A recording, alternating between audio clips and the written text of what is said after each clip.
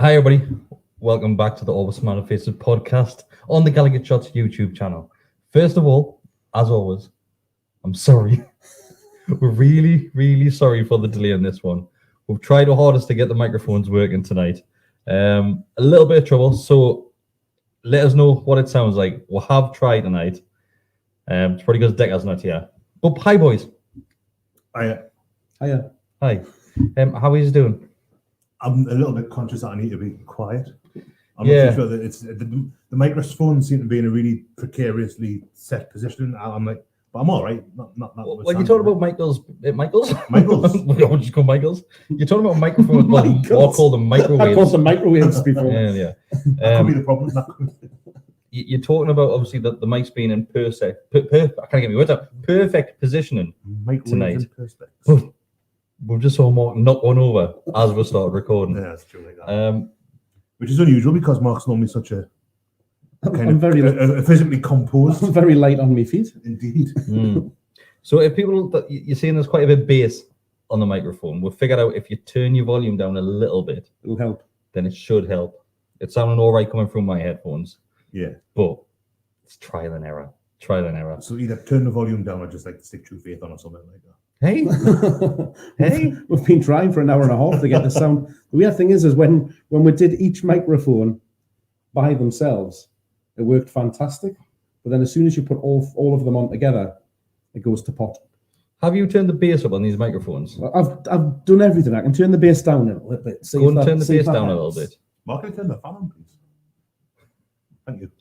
Hi, everybody. So me and Besty are just going to keep speaking, and we're going to get some interference from the fan now as well. But Mark's going to turn the bass down to see if that's any better. What's your favourite song, Kris, with bass in the title? Bass to the place, London. Bass now. I'm even thinking all about that bass by Megan Trainor. It's all about that bass. Oh, about that bass. Addicted to Bass by Pure Tone. Good song. Like, 20-year-old that now, can you imagine that? Whoa. Everyone's addicted to bass. Right, everybody. I'm relying on yous. So if you could tell us if this sounds anything better. Mark, did you turn the bass down? Bass has been adjusted. Is the bass at 0? It's not 0, but it's... Dog by Design saying bass is extreme. Somebody said that the next door neighbour can hear the I bass. think that was Neil, wasn't it? Was that Neil JR? In Ipswich, they live really far apart as well, like, so that's saying something now. Like.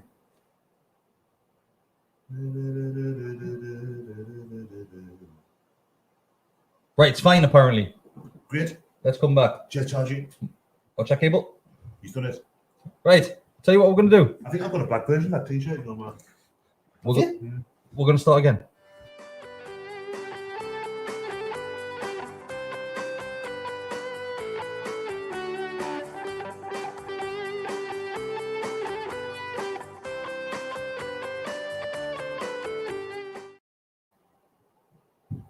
Hi, everybody.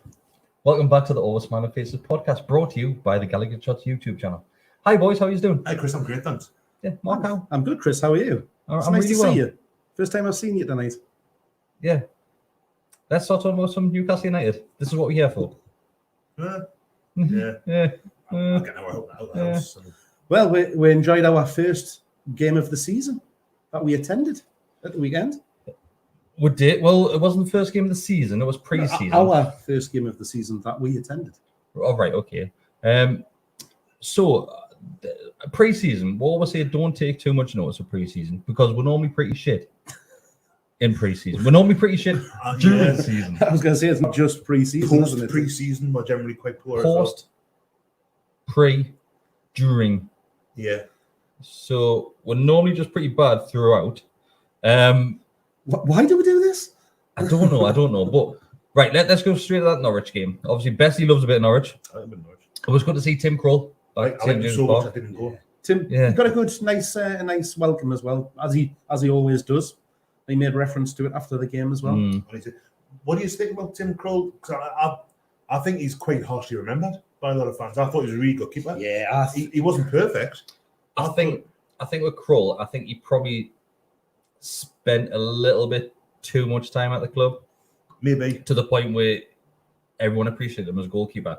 Then the last couple of years, when we started turning a bit shitter than what we normally were, Yeah. he was to blame a lot, and I think he was easily a scapegoat for fans because some of the goals he conceded were piss poor. Some were poor, some were really poor, but I still think, by and large, I mean, kicking wasn't great either. But I mean, he came into, not counting Palermo because that was like a one-off. He made his league debut, the Hawthorns, first game of the 2009-2010 season, and shared it with Harper that season. When it came up, it was all him, and he was first choice keeper for 4 or 5 years longer, maybe. And I thought for the most part he was fine. He was a good goalkeeper. And I feel a bit sad when I see. I mean, the Kris Packer-Hands thing wasn't totally unjustified, I thought. But I think he was. It's a bit of a shame. It is. I think he was a good keeper. You know, I'd have him in me top 3 keepers of what I can kind of remember seeing during that. I don't think you're going to have much Dubravka ahead of option when you think about it, though. If you think about Newcastle goalkeepers, obviously you've got Pav, you've got Given's number 1 for me, Given's hands down. Number 1, hands down. Well, that's quite a disadvantage for as well. Like normally comes up. I think you could still do a job as well when you see him doing training. I was watching like that. a thing on the Premier League's Twitter. I think it might be 24 years ago today that he signed. So I watched like a recap. Yeah, I might be wrong on that, but it was definitely about this pre-season. Doesn't that make you feel old? I know it was 24 years ago he made his debut against Sheffield Wednesday home 2-1 win. Can't overhead kick. You remember that? 24 years, man. 1997. And there was there was one game at Highbury. It had been 2004-5, I think, where he just this highlight thing was like 5-6 minutes long, and about 3 minutes of it was just one half in this game where Thierry Henry couldn't get past him. Yeah. He was a great. Well, things I didn't like about Given. I thought he didn't speak to his defence very much. I thought he was a brilliant shot stopper, but absolutely, away from that, there was. I think he came across as very well. Didn't that was well, but he was. Which Krul was quite the same, wasn't it? I think all of it. Yeah, I think Dubravka's maybe the best I've seen for that. He has got about a foot on both of them, though, hasn't he? That is true. Yeah. They weren't, like, neither of them were like. I mean, it's not like they were short. 6'1". They were short, but in keeper senses, they are pretty. Below average, I would have said for a keeper. Height-wise, yeah. I was thinking, given I remember that goal at Molyneux, and I was in the cup where he came out and just completely misjudged it, and I think he scored for them. Yeah. I know the league was 1-1 draw, I think. But I'd love to think he could do a job, and you know what it is, with him being predominantly a shot stopper, he probably could still do a job. Well, that's when you see him in training. Was he not involved in the Ireland squad until recently, doing the goalkeeping training with them? He was doing it with Paki Bonner, wasn't he? I believe so. I was in Stoke for a while. He retired in Stoke, actually. But can you imagine if they brought back like Masters or something like that? Oh, he'd be a real five-a-side, wouldn't he? Him and Peter Beardsley. This is a whole extra podcast. Yeah, it probably is. Like Newcastle United. We've gone down a Warren hole here, haven't we? Talking about our keepers. I'd have Barton right back. I think we've peaked too early to the point where somebody might go and steal this idea. Newcastle United Masters. Yeah. So welcome for that one. Everybody else. So the game itself, strange, wouldn't it? People stealing our ideas. Yeah. But Norwich. Going into that game, obviously seeing the starting lineup, did you think, obviously apart from a couple of injuries and obviously Saint wasn't starting, do you think that's Steve Bruce thinking that's my strongest team? Mentioning Saint, were you surprised that he suddenly appeared on the bench? And Wilson obviously started as well. Was he not in the? Because obviously, we were in the pub and people say, Saint's not anywhere to be seen. He's not even in the squad. Is that correct, or did we just read it wrong? He hadn't even. No, he was in the squad. It came as a surprise to me that he was named on the bench, and Wilson as well, because Saint hadn't even been training, had he? But Saint was wandering on Wallsend. So yeah, he was popping into Darrell's local shop. But yeah, do you think that's Bruce thinking, right, this is probably going to be my strongest starting 11?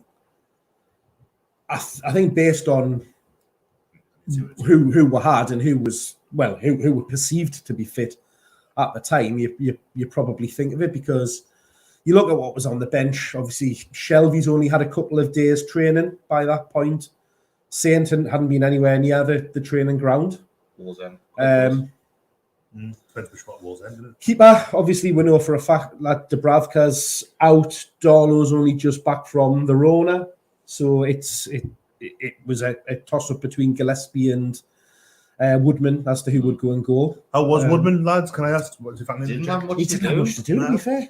I mean, what he did need to do, he he looked all right. He caught a few corners coming in, but there's nothing which I remember where he was really tested. Yeah.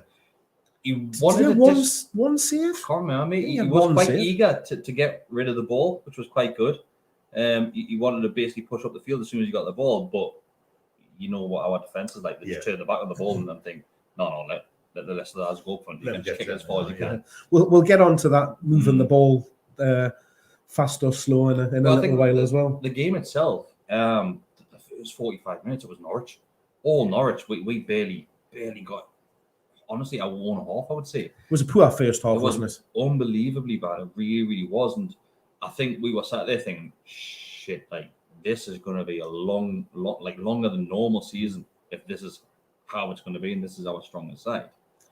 But I think you've got to give credit to Norwich as well because Norwich were passing well, really along. They did keep a hold of the ball well and move it around and get on the offensive. I think they're a decent footballing team, aren't they? I seem to remember that was a thing when they were in the Premier League last couple of years ago. And I mean, I had Buendia, he's gone to Villa since then, but I've still got like Todd Cantwell, Pookie's still there.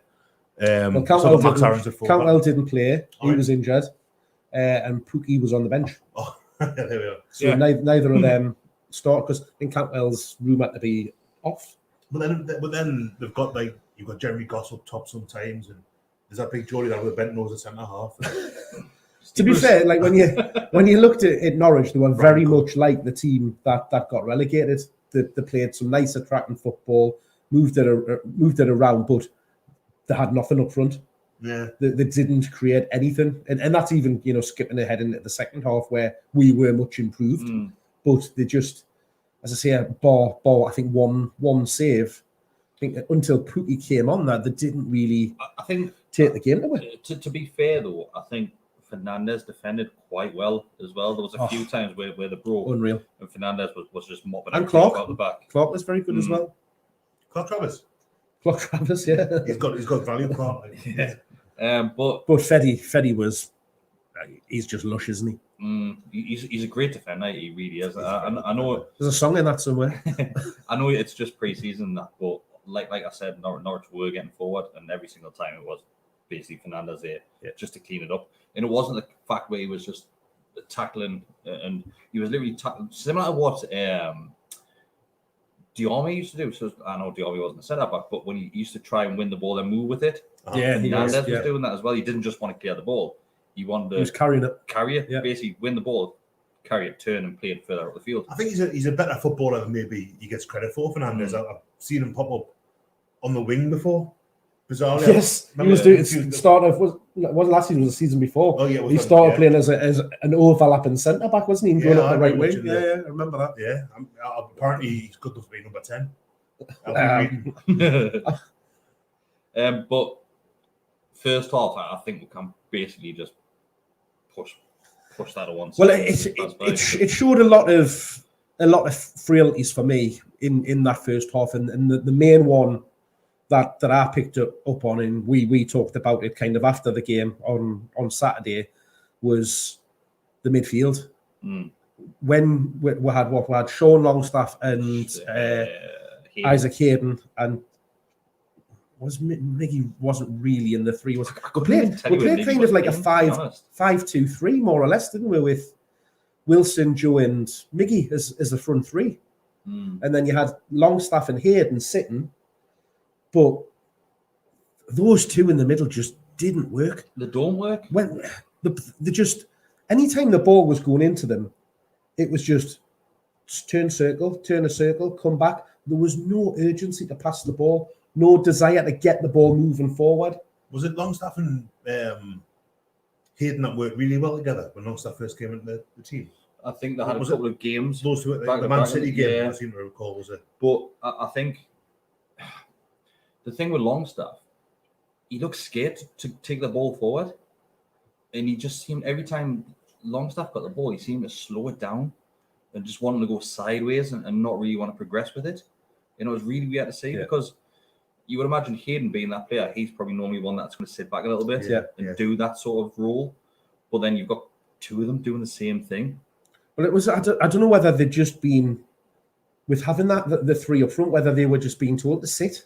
and give the ball, either out to, because it did keep going wide. It kept going out to Murphy, didn't it, on the right hand side, and then going up to there. So I don't know whether that was the game plan. If when it went in the midfield, instead of getting it into the front three, it was coming either back into the back five or going out wide, generally out to Murphy, or when it was getting out occasionally over to Richie. Richie came much more into the game second half as well, but it just, I don't know, it just didn't work. And I mean, to be fair, they were up against Billy Gilmore was playing for Norwich. He started and he was all over the place for them in the first half. Everything that Norwich were involved with, he was in the middle of it. So he looked pretty tidy, to be fair.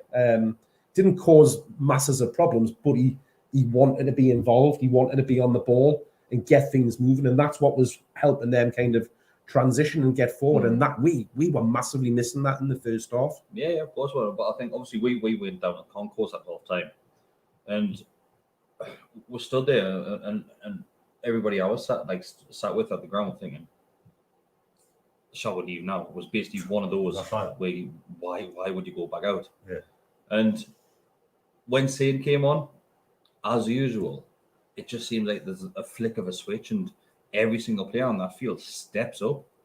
Well, to be fair, it was even as he walked onto the pitch for the second half, the volume just increased within the ground. Like he almost got an ovation coming onto the pitch for the start of the second half. It was that that much. And do you think he got that because we're all a little bit worried in case he might leave? I don't think he will this window. Were you worried last week? Not especially, no. Why not? No, I didn't. I think I said when we did the podcast last Monday, I don't think he's. I think people kind of see one thing. There was these tweets where you're saying you've got to start at the bottom. We had an Instagram. From the smallest acorn grows the mighty oak or something. And I was like, oh, well. When the seagulls follow the trawler. Like that, From one boy. Yeah, he was. I don't think. I think I kind of like the train spot. Train spot is a little bit where you think, well, people see something and immediately draw that conclusion, and it's not always, most of the time, isn't the case.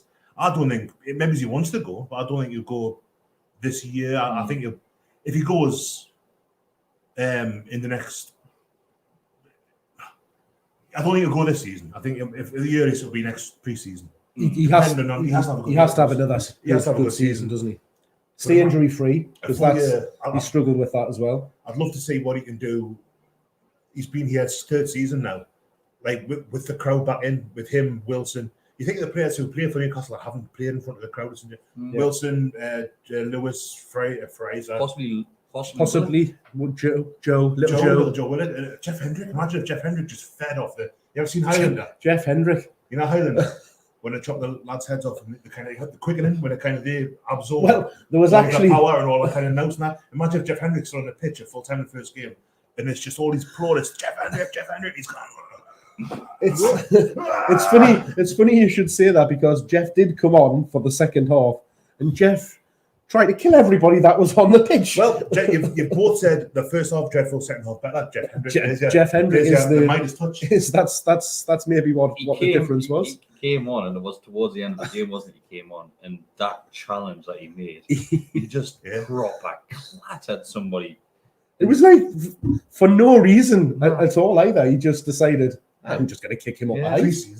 Like that Villarreal player when he broke that lad's leg. Yeah. Well, maybe he's just really angry about Colaccini charging him too much rent. That was funny. That was a good, nice touch. But I've always had a thing with like players getting houses off other players, because Patrick Kluivert lived in Gary Speed's old house after he left, and I was like the idea that they both were number 11, so they're both like. Now Matt Ritchie lives there, and they live at number 11. Yeah, so it must feel as if the shirt is associated. Matt Ritchie definitely doesn't. So I love the idea. Colaccini wasn't number 2 now. Kieran Clark lives there. No, right. Okay. And Hendrick's got like Janola's old house, and who else number 14 over here? It's just there's no way Jeff Hendrick could afford Janola's house. Surely he could. Not a chance. He'd be on like 40-50 grand a week. Oh, I don't know. It would be too fancy for him. He's probably on more money now than Janola was at Newcastle. Yeah. He was a free agent, like, wasn't he? But not just that, it's 26 years later. Yeah, but he was. Janola's a fantastic footballer, but he wouldn't be on like I remember there was a He would massive have been thing. on good money then. There was a massive thing made about Ravanelli when Borough signed him. I think it was on 42 grand a week. Now he's reading 90 Minutes magazine. Yeah. Now the overarching company for whom we do podcasts. But I used to read that, and it was Ravanelli's thing was broken down into how much he gets paid. You know how they do. He gets paid this per second. It was 42 grand a week. So do you know what I would have been on less than that because he signed? I think he signed the same window. Jeff Hendrick, I'll tell you, Hendrick's on more money. Do you know what it was? I bet you. He probably will be. Inflation for you, isn't it? Bet you £1. Quid. I'll ask for my quid back from the Newcastle United Supporters Trust. Not really. It's only a quid. Right, so let's talk about the goals. Matt Ritchie gets the first one. Just a bit of a scuffle, isn't it? What happened with that? Don't know. A little bit He of a just reacted quickly, didn't he? I've seen the goals, but Thought that nothing was, else, yeah. right? But it was kind of broke loose. He had a shot. Did it come back to Was there three of them? Was it Saint Wilson and Richie that were in the melee? That's a good Was he not word. at the deck when he stood up and knocked it in? I'm sure Richie came in from the other side and It was weird goal. It was an absolute. If I was Norwich, that's just if that's a competitive game, you're gutted that that's fine. The ball in net. But Matt Ritchie, they got better. Yeah, but Matt Ritchie runs towards a corner flag. I was waiting for it. Stood I was like that, absolutely waiting for and it. he gives it the softest little touch, doesn't he? Oh, Doesn't even come out the ground. He give it a boot, but Yeah. he was, health and safety away. He doesn't want to peak too soon in the season. I imagine those corner flags are quite hard to get out the ground just by using your foot. They've got Just with a kick. They've got a bit of length in the ground, like. That's what she said. But they've got like a rubber foundation, haven't they? They've bent into the turf, so I think they'll take some kicking out, haven't they? Yeah. Well, he's quite good at it. Maybe he's just loosened the other flag in the other corner up a bit. It was Gallowgate and It's the Milburn stand he normally laces. Yeah. It was the East stand this week. Yeah. By the way, Decker is currently watching the stream. Hi, Decker. Oh, Decker. Hi, Decker. From Alton Towers, that good, eh? Yeah. Decker's really good. Decker's given his missus the best ride of her life today. Yeah. So Decker is on his anniversary, and he's gone for a trip Alton Towers. That's all I've got to say. Hope you had fun, mate. Back to the game. Second goal. So Dwight Gale comes on. Has Dwight Tell all the Gale boys, gave Steve Bruce a problem? Like piles. Possibly. So do you think he's got a bit of a tough decision now? Tight foreskin. I don't know. I mean, he hasn't done himself any harm, has he? With the performance, he came on, ran around, got into some good positions, had a good few chances, but he's not going to be. That second He's goal, not. mate. It was very good. Was that the second? Was it The second goal was a fantastic Could Kroll do finish. better? I think Kroll's just convinced that he's going to go to the other post. Yeah. He gets a hand, doesn't he? He's a full stretch, Kroll. It's a clever finish, like just that little punt outside of the boot and bends it round. Lovely finish, that one. But yeah, Gale once again he comes on and he's just busy, and I like him. And There's somebody quite often tells me that Dwight Gale's not good enough for the Premier League. It's not me, is it? No, it's not you. Is it somebody who normally sits It's here? somebody else that's around this table. well, I'll stand by that. I don't think Dwight Gale is a Premier League striker. I will always say that. He certainly isn't the first choice. You wouldn't. No. If you've got him, with all the respect and looks, I like Dwight Gale a lot. But if he's your first choice, he's never has been for us in the Premier League because we had Hosselu first season, and then Rondon came in, and then we've had Wilson the 2 seasons since. So Gale's never been our number 9 in the Premier League, as much as the first choice centre forward. I think the age he is as well now. If he's your main man up top, then you're not going to be staying up, are you? No, that's maybe a little bit harsh. He scored with some important goals last season when he came in. I like him. I do like Dwight Gale. I think I'm quite happy with him being a second choice striker as long as he stays fit. But yeah, he's not the kind of bloke who's going to move to like Villa. Villa aren't going to use the Jack Grealish money and get Dwight Gale and score 30 goals. It's just not how it's going to work. Yeah. Like, but no, I think Gale's going to play some squads. Yeah. But he definitely has because we're getting money to replace And him. I think the thing that I've always said about Gale is that he's not. I don't think he's a Premier League striker, and I'll always stand by that. But I've always said maybe he's a bit too good for the Championship, and it's a horrible little no man's land. Like, would you not think with an extended run in the team that's Jermaine Beckford? what's that Leeds striker as well? Jermaine Beckford? No, the other one. needs strength? Bamford? Patrick Bamford, who scored lots of goals. Who you bought? Robbie Fowler, Ian Rush. Ross McCormack. Who did he play for? Leeds. Norwich. Him. That's what I was thinking of. Was he not another one where everyone's thinking, "Oh, he'll do really well in the Premier League"? Yeah, but I mean, there's Jordan loads. Rhodes fizzled out a little bit. Jordan Rhodes, he went to Blackburn as well, didn't he? I thought when he went to Borough, I thought they'd walk the league and he could now there. It was just weird how it didn't work. Ivan Brilliant Toney. for Huddersfield. Some Adam Armstrong. some strikers are just suited to certain teams. Like you take them out and put them in another one, and they don't necessarily do it.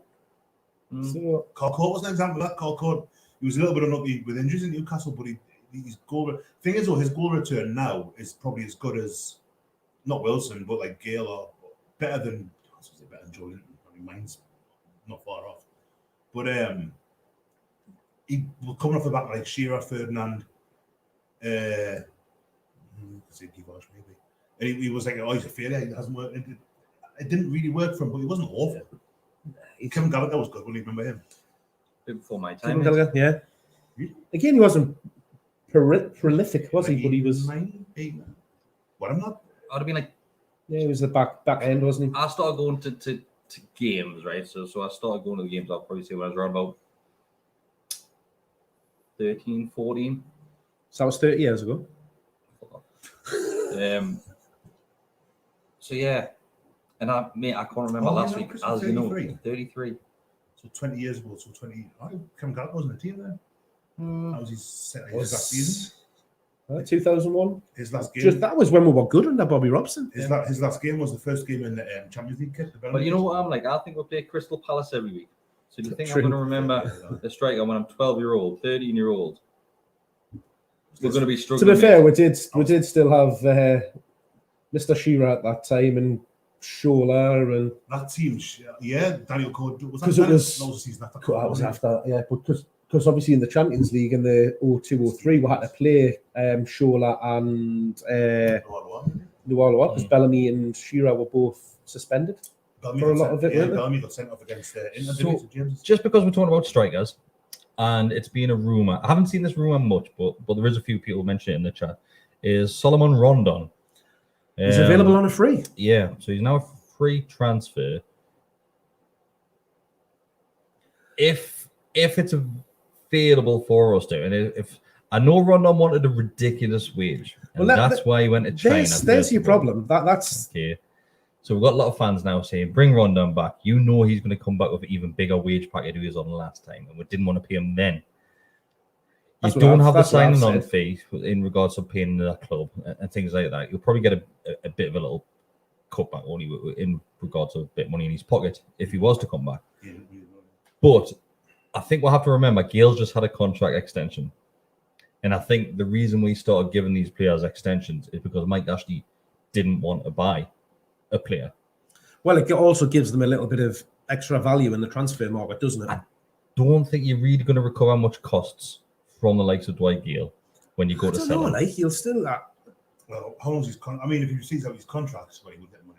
We've been talking 12 million easy the last 2-3 seasons when he's been getting linked with that's only going to Fulham, West Brom. As he gets older, though, that's only going to diminish. It's not going to drop down to half that, is it? Do you reckon 6 million? Yeah, probably, yeah. That's harsh on him, I think. I don't think it is. Not now. I really don't. Look at that performance on Saturday. He's I mean, it's pre-season. Let's not get carried away. It is, but it shows you what he's still playing against the Premier League team, playing in what probably by that point for both of us was probably both of our strongest teams with the substitutions that were made and stuff like that. They had a lot of blokes out with COVID, haven't they? With the strongest with the substitutions that were made, did we not bring every single player off the bench? Aye, but then when you look at what we had on there at the time in the second half, we brought your keeper. You had Murphy, Lascelles came on, Fernandez was still Fabian on, Cher was on, Richie was at left back. They were all on. You then had Shelvey, which again I hate to say it, but Shelvey made a hell of a difference when he came on. Yeah, he did. And, was he? Yeah, he just looked. He looked more relaxed. But it was that he did the exact opposite to what Hayden and Longstaff did in the first half, where he actually got the ball and he moved it. He actually got what on the front foot. He got what on the attack. It wasn't just keeping a hold of the ball looking for something. He was moving it much quicker, which I criticise him because he doesn't always do that. He sometimes will just give the little passes around him and stuff like that. But he was much more. He still was hitting the longer balls and stuff like that, but he wasn't constantly looking for that Hollywood ball. He was just moving it, getting it into the front three or getting it out wide and stuff like that, which did help. I don't mind the Hollywood balls when they come off. It comes off, that's the problem, isn't it? They're very. There's probably footage on his no podcast kind of slating him. There's many of mine doing that. Certainly will be. So what do you take Rondon back? Going back to Kris, you know what it is? I'm one who. I'm not really into the kind of sentimental side. Football manager, I've got Les Ferdinand system. I do a lot, but in real life, I kind of think, it's a bit kind of too romantic and a bit too sentimental. But if I'm honest, I think Rondon's 31, 32 next month. I've just seen in the chat there. I've missed who put it in there, but thanks for that. I didn't know. Adrian, I'll take him. Depending on the salary, that's the problem. Yeah, that's the key bit, isn't it? If he wants 100, I don't believe he's just done that. If he wants 100 grand a week, Kris has just stood on the camera and pulled out the cable out of it, so you've lost the picture. But it's ironic given how many times Kris told you not to do exactly earlier this evening. I mean, of course, he would go the way that is the most ridiculous way to get past it instead of just walking around there. Literally, there was a way he could have come there that was obstacle free. But never mind, we are back. He's going to do it again. Is he going to go over or under? And he's over. We were safe. It's like an audition for what was that? Catherine. You'd be shit at Takeshi's Castle. Was it Entrapment with Catherine Zeta-Jones when she was knocking about all the lasers and stuff? I've got no idea, mate. Either way, like that. Crystal Maze, that used to have that there as well, isn't it? With a string, but I would honestly, providing he wasn't asking for like 100 grand a week plus, I would have Rondon back. I think he's more effective from the bench than Gale. Certainly an upgrade Andy Carroll. Yeah, I mean, if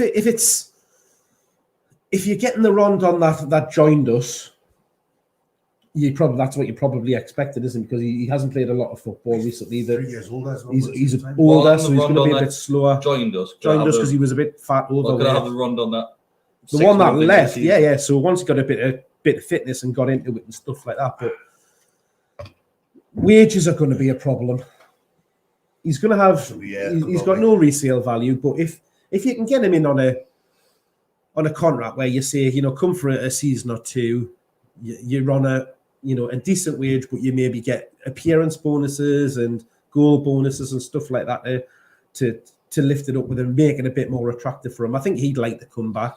I think he's definitely an option, isn't he? But I can't see it happening. I think we can safely say now, Rondon probably isn't coming back. I don't think he's coming back. I think a big part of Rondon coming in the first place was the manager at the time. I don't think Steve Bruce, and this isn't necessarily a criticism of Steve Bruce, I don't think Steve Bruce as a manager has got the same draw as that man's got. Do you reckon? It's weird because a lot of players used to want to play for Kevin Keegan, didn't they? Before, and Newcastle was his first manager's job. And Steve Bruce was a fantastic footballer. He was a really good. I mean, it's a generation ago, more. So maybe he's, young Venezuelan lads. Do you think it was a charismatic thing with Kevin Keegan? I think that had a lot to do with it, yeah. I think it did. Is Bruce charismatic? In person, he might be wonderful company. Well, the players, he gets a lot of crap, but a lot of the players have been saying he is, as a person and a man manager and stuff like that, he's a nice fella. They get on with him and stuff like that. But he did achieve a lot as a player. When he was at Man United, he was captain of there for many years, won a load of titles, won a load of trophies. But he's not a sexy name, is he? To think like it's very nearly my name. I say people having to go with Stephen Bear on. I think that's only 2 letters, but that's nearly Stephen Best. I saw one last day was George on going like, Stephen Bear or something. I hope you haven't been doing anything like he's been doing. That's your Saturday name, isn't it? When you go to Rusty's. Funny enough, I did get called a bear at Gay Pride a few years ago. I think we've had that numerous occasions. You say that every week for some reason. I don't know why you keep mentioning it. Proud of it. Glory days for Besty. Because you mentioned DMs Steve are open, Bruce. lads. Okay, we mentioned Steve Bruce.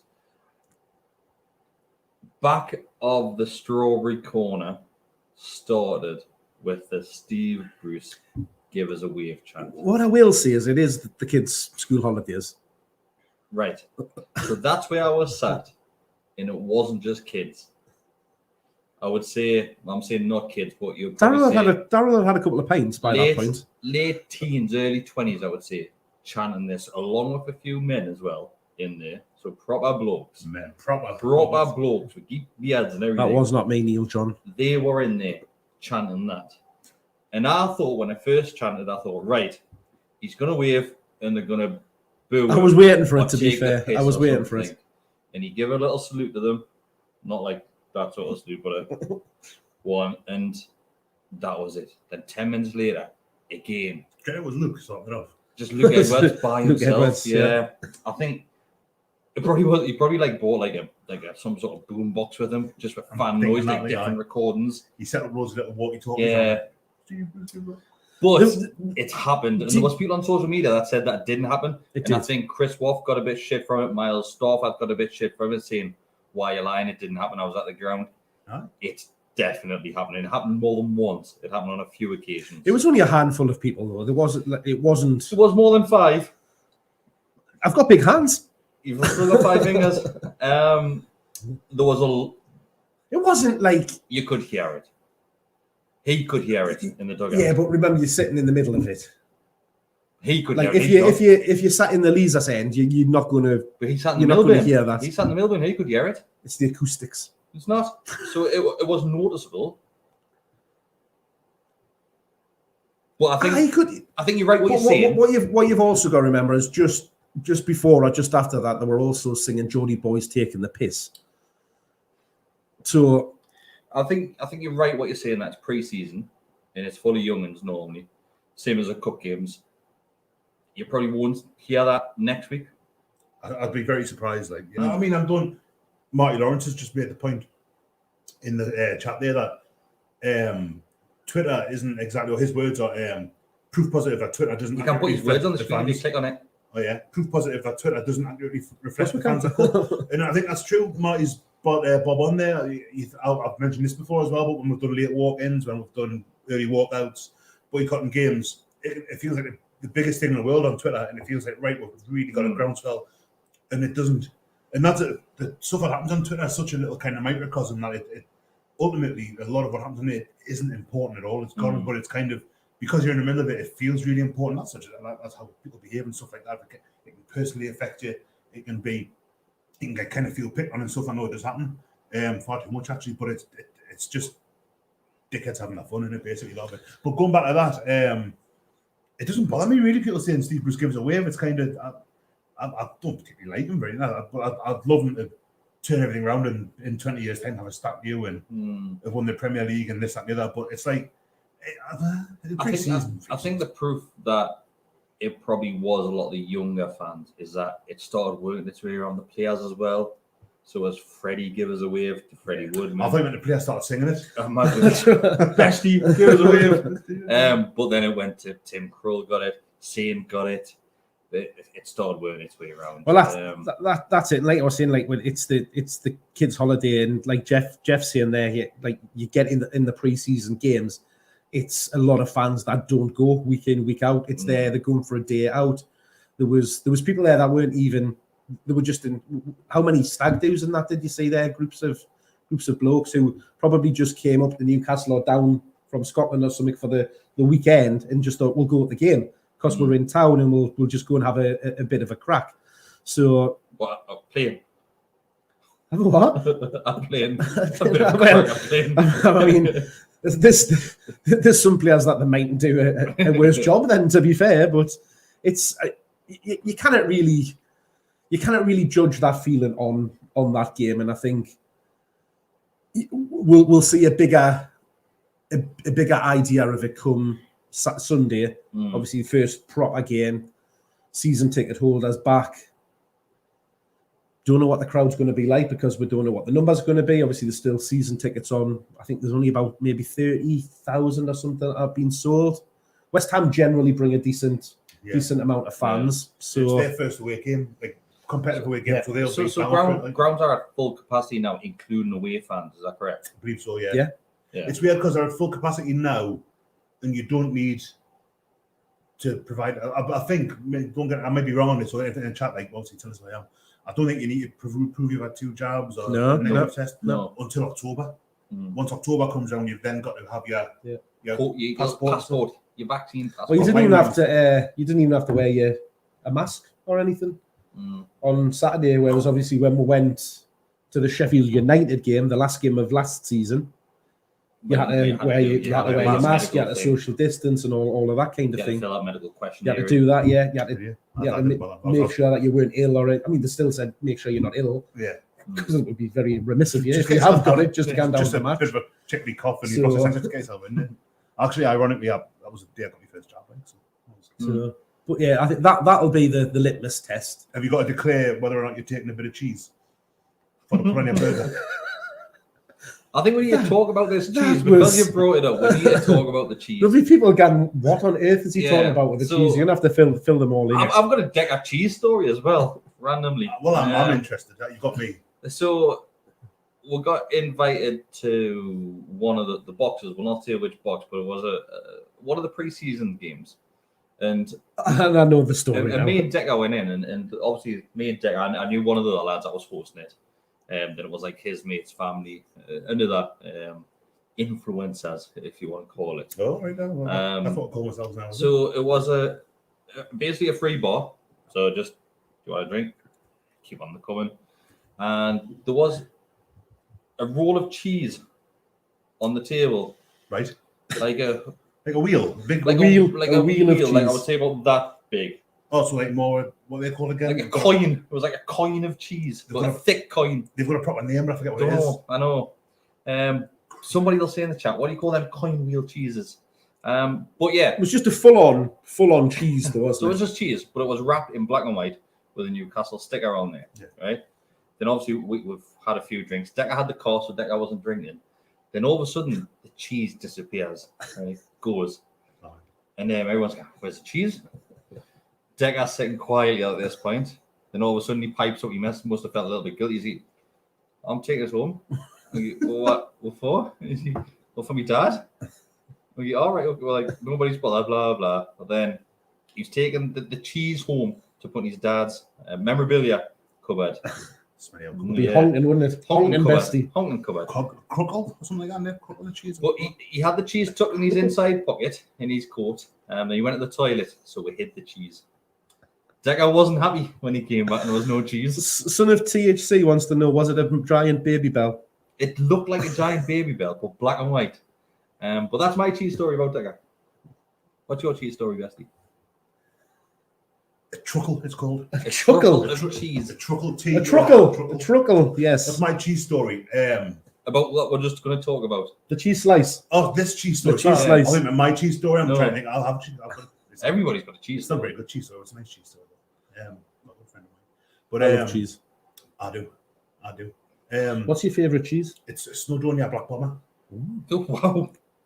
It's a really mature cheddar. That actually ties into my cheese story. When I lived in Norwich, in Topical, because who just played. I've got a mate called Rob Tapster who now lives in Swaziland on a farm putting festivals on.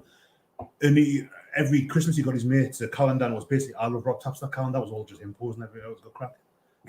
It was 2010. It was a different time. So he came around mine with this. We sat at mine on New Year's Eve and played FIFA Lounge for 10 hours overnight. And we'll finish within like 2 games each other as well. He beat us all. And he said, "Oh, there's a present. I thought it's a bit heavy for a calendar." And it was a cheese board, a really nice cheese board. And Black Bomber was on the. And that's my first ever. It was my introduction to this Black Bomber. And it's like a really, really strong cheddar. And cheddar's not an exciting cheese normally, but this, so it's my gums stung. It was that strong. It's like a tingly one. Beautiful, beautiful cheese. It's really good. But Snowdonia, they were our new sponsors, the Snowdonia Cheese Company. Do loads of little kind of varieties. It's called really good cheese shop. Always smiling faces podcast. Yeah. There's a lovely cheese shop in the Granger Market. Have a truckle with the GallowgateShots lads. Cheese. But the cheese story that were kind of referenced earlier on there was put on Twitter yesterday by the the deluded world of Ready to Go. That's the one. For and it's a weird story because it's kind of Deluded World of RTG, I think it is. Ready Is to that Go, one? yeah. Yeah. That's it. Yeah. and it's kind of it's part of the thing. So it's a nice kind of it's a routine that someone's gone into. Other part of it thinks it is really really sad. Tell people the story. So basically, someone put this thing. It was a nice story from the game. Someone played Wigan the weekend, first game of the season at the stadium, like. And this nice story was that this fella's mate would always take a slice of cheese to the game with him to have on his pre-match hamburger. Was it ham or beef? I feel this is an important. Well, they're always beef hunter. They never made up pork. Very rarely. You see a pork hamburger. A pork hamburger. What if it's a steamed ham? It's not just American bullshit. Rubber boy Ellis. At this time of year, located entirely at the clock stand. Niche. Oh, niche hams. I think that's steamed hams.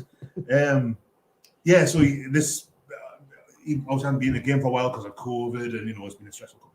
He forgot his slice of cheese, so the staff at the kiosk, and I don't quite understand how this works. They made him up a cheeseburger and cooked it a bit longer, so the cheese was more melted.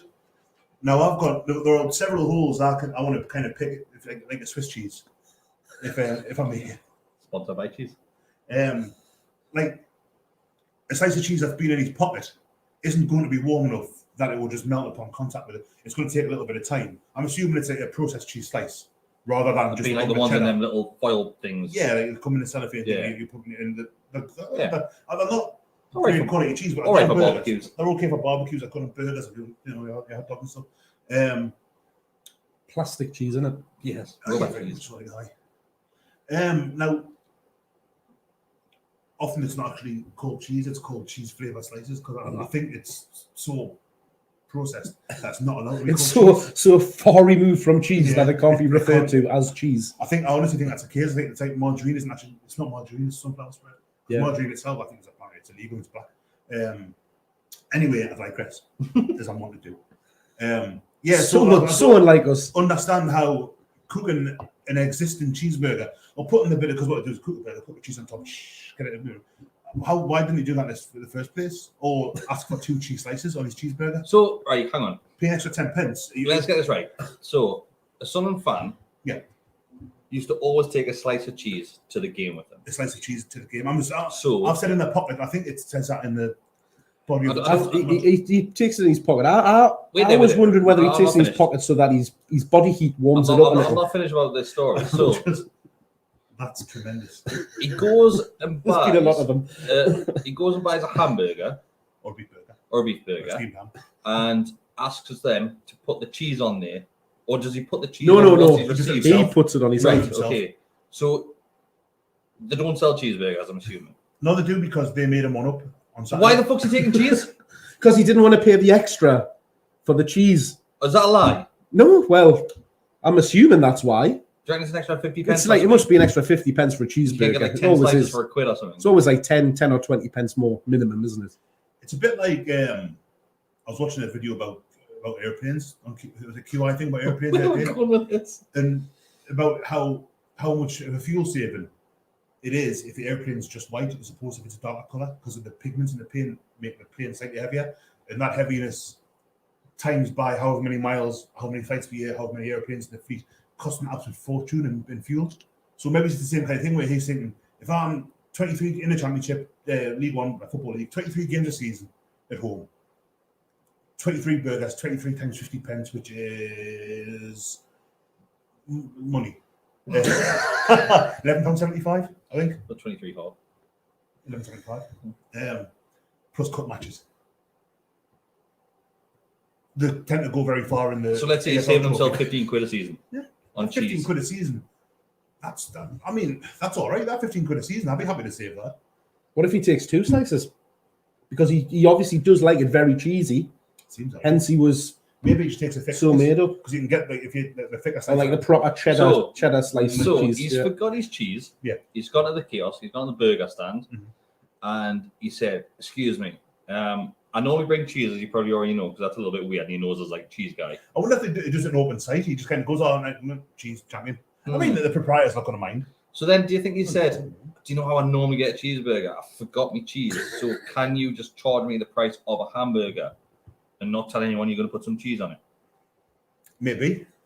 I wonder if the cheese slices that you get from a burger van are stock controlled. So is this burger van outside the stadium alight? I don't know. I'm not aware of that. I think it was. I think he it wasn't a burger. I think it was a burger van rather than a kiosk. Like the meal deal you get at St James is a burger, Blue Wicket. and a Twix. Yeah. So right. So Little we've tub of established Pringles. this is outside of the ground.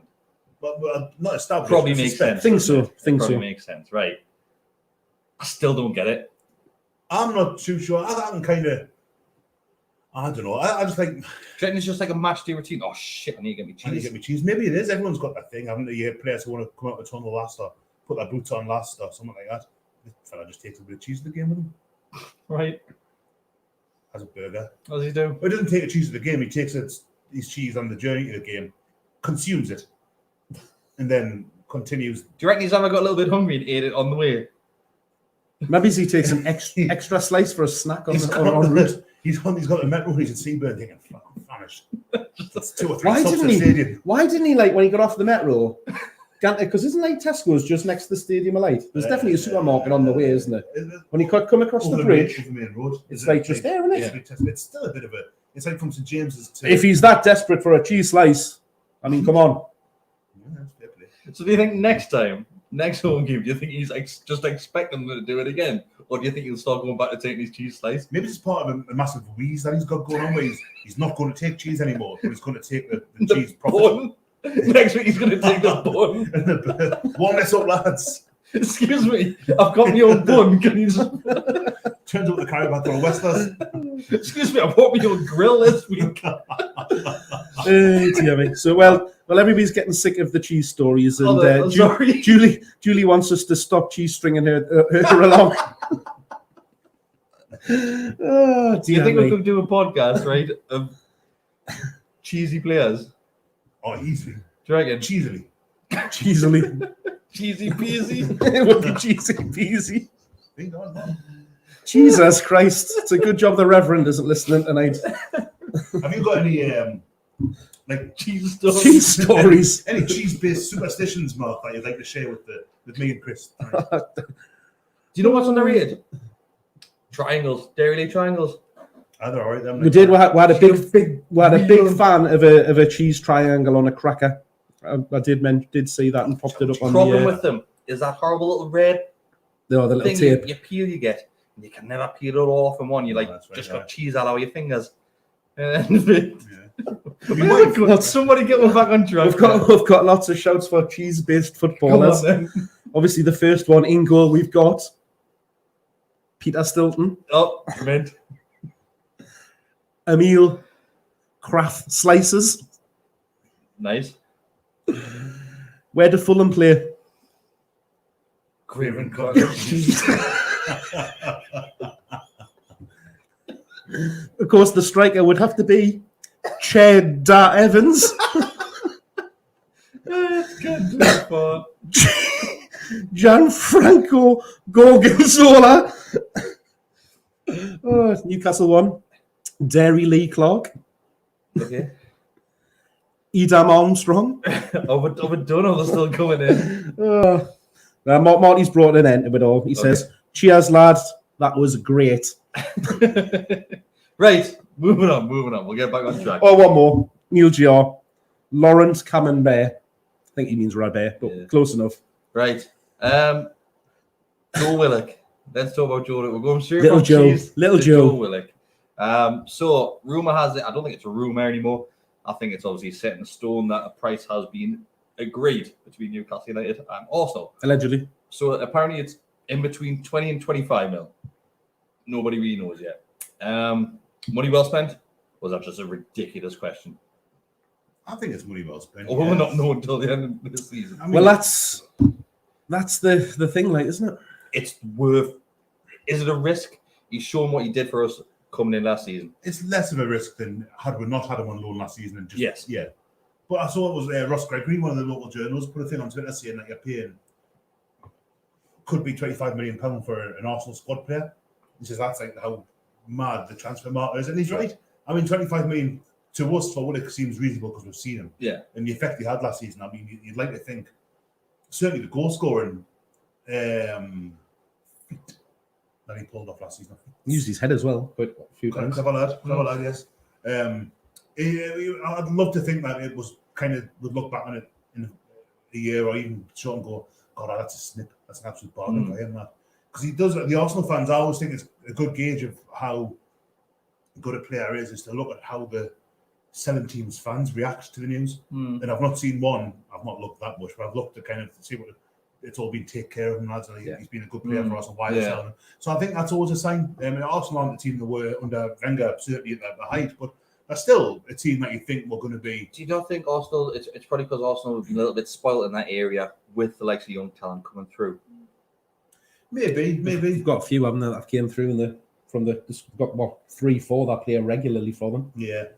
They have there's a lot of Arsenal teams against me I'm not that familiar with because that. So it would have been a lot different from us selling Longstaff to Man U when apparently Man U were interested because we didn't have anybody else. Yeah, I think that's right. Yeah, I think he's someone that Arsenal is replaceable. He's probably not worth quite that much to Arsenal, but I think he is Newcastle. Yeah. I think 25 million, if it is 25, if it's 20, then I think it's even better, obviously. Yeah, well, they said that obviously the price had been agreed, and it was just between Newcastle United agreeing personal terms with Joe. Is that going to be a problem, or do you think that's probably already been discussed? Well, there was the agent would already. There was rumours in, I can't remember who said, a couple of the local press said that that's why the deal had been held up for so long to literally take into the week before the season starts, was because the demands that were being made by his agents were too much, and that's why it stalled up until this week, and there's been that to and fro. So hopefully they wouldn't have got this far if they didn't have almost an agreement on what they want to do with whereabouts they're going to go in with it. I think to Joe and his agent have probably got the upper hand here with obviously coming to Newcastle and Charlie and saying, right, he wants this wage. Charlie will turn around and say, what he's got to remember though is this isn't London. It doesn't matter where it is, but I think what Newcastle have to remember is that he saved our arse last season. And I think he goes into that boardroom thinking, right, now you show me what you're worth and what I did for you last season. Yeah. But he will, but what he'll be looking at is thinking, right, what are the players that I play with? What sort of wages are on? What is a first team player getting? He's got to have had some conversations with the lads that he's played with last season. Wages? I don't think they will. They'll have an idea, and obviously depending on who his agent is, his agent will know what players are generally on a weekly basis. The Premier League first team player is going to be, he's going to command. I don't know what he's on at Arsenal, but coming through as a youth again, and that's why I mentioned the London thing, because if you're down in the capital, you're immediately getting paid probably 50% more than somebody playing up in the north, unless you're playing for somebody like City or Man United or Liverpool, like the bigger teams. If you're playing for anybody else in and around, right? I don't know if that's the case, Mark, because I mean, over the years we've always kind of been told, certainly when Newcastle were a spending club, that you had to pay more to get players to live that far away from London. So in my head, I'm thinking, well, are we having to pay him an extra few grand because it's not London? He's going to be there. And Newcastle's beautiful, don't get us. I'm not far from it. Kind of besmirching the good name of the region. I'm like, I love it up here. But that's always been a thing where you've got to pay a premium to get players to move away from London, Birmingham, Manchester, because they are the big cities. Liverpool can you put in there as well. Do you think the cheese players would say on a free transfer? I just couldn't think of time to get that in. How long have you waited? We're going back for it. But I think it looks like the rumours were medical tomorrow. Right. I'm not sure why it takes so long to do medical when obviously this price was agreed. What was it? Sunday, yesterday? It was breaking news yesterday. It's normally like straight up medical crack on, isn't it? It's normally that they'll do a half a medical, like take them through, and then have to go off to Nuffield in Jesmond normally isn't to get the Check the heart the out rest of it shit. done and all of that kind of thing. Would that not have been done, or a lot of that been done when they got him on loan? Did they have medicals for loan? but yeah, they when would he have signed had him, to do he was, to get him in. I mean, you wouldn't think he would have, changed massively in a couple of months. Well, He's been just filling himself with Greg's and So- Dips, and he's been up Jeez. here last like cheese. So you think it'll be a formality based on he did pick up a little bit of a knock towards the end, didn't he? Did he miss? Did he miss the last game through injury? It's just protocol, isn't it? You So, sign up here, but that medical's He was protocol. going to do it, but I mean, Alex has said here, which is it niggles away at the back of my mind, is that could Joe Willock be the next Kennedy? We know what happened there. Kennedy obviously came on loan. He had a fantastic time in that first period. We then went into the summer. We had all of the hoo-ha backwards and forwards of like, should we sign him? Get him done. He's been brilliant. Get the money spent. We didn't. We got him back on another loan for the following season, and he absolutely bombed. I stunk the place out. Was his second season the season with Ronda? I think it was, wasn't it? It was his second season. Was that not the season that we're wearing the He missed the penalty against Cardiff, Maroon and Blue game of the season, Was that didn't not he? the second season? Was that the first season? It was that random season.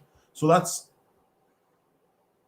I don't know what point I made, actually. I'm just trying to remember. Yeah, I was just kind of thinking, so it was a while ago now. It's a weird thing where Willock. You would hope Willock's more clued up over there. I think so. Willock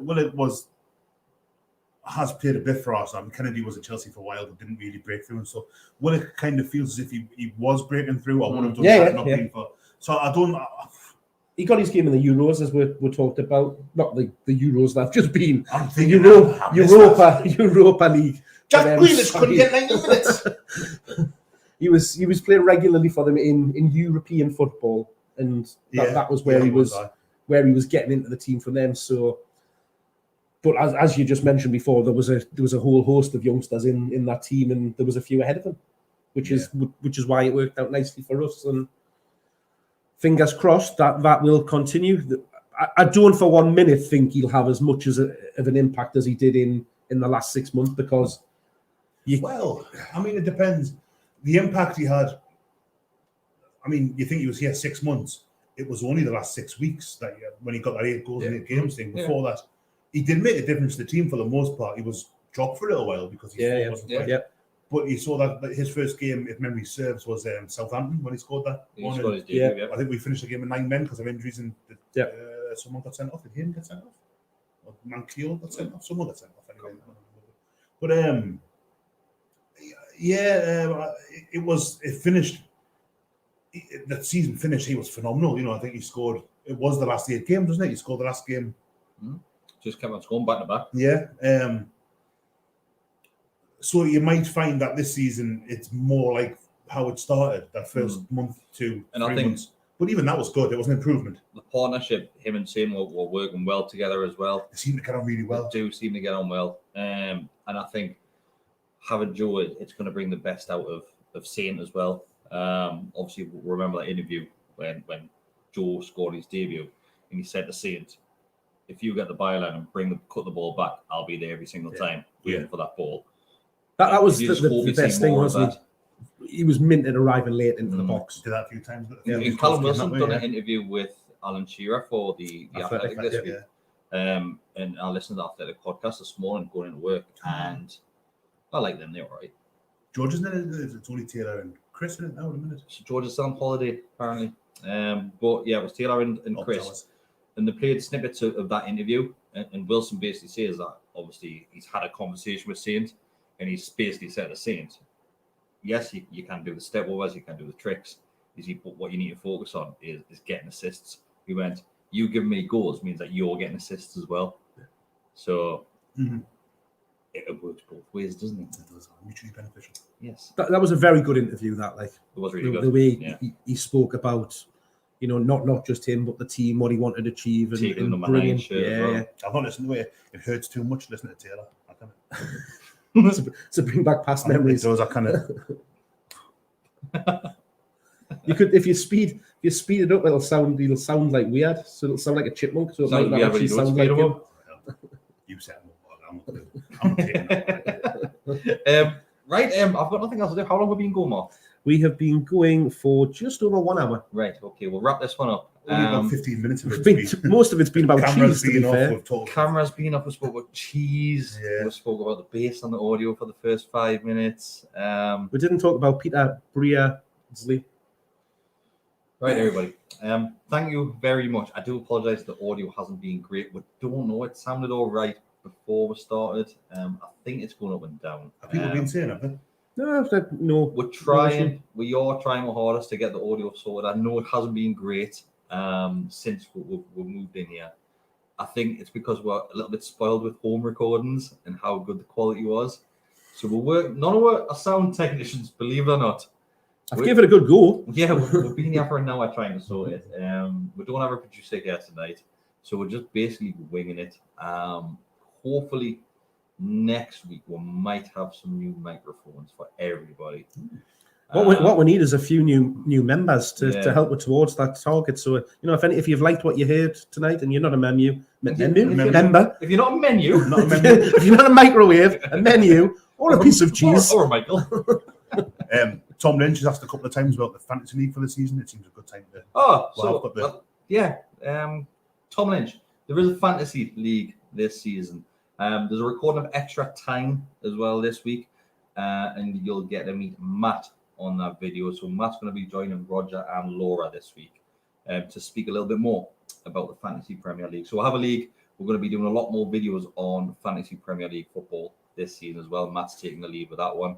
Matt's obsessed with it, literally obsessed with fantasy football, and he knows what he's talking about as well. Does that mean that we've got no excuses for stinking the place out this year? Because I had a rotten year all around last year. I had bad Euros as well. I done really well until the last couple of months of the season, then I went crashing down from there. I forget. I think Suarez is still in my team when he got injured for Liverpool. That's how bad I am. That's it. You've got to be on top of it constantly with your substitutions and your captains. Full-time job, it is. But we'll be supplying this sort of thing and these sort of tips as well, especially when it comes to Newcastle United players.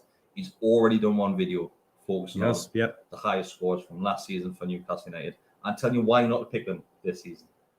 I think he only wants you to include one player this season, and I think it's Wilson, because he's a very good price. I forget who I've got. I've got a Newcastle player. I might have wrong, who's on the bench. Yeah. Well, we could have another entry into our Premier League if we do go ahead with the signing of Little Joe, because he might be worth a gamble or two, depending on what his cost is and going in there. Yeah, but Matt's gonna be doing another video before the start of the season, I believe, just to focus on a couple of players. I think Jacob Murphy gets a special mention in there as well. So he's good price for what he might bring to the team as a backup.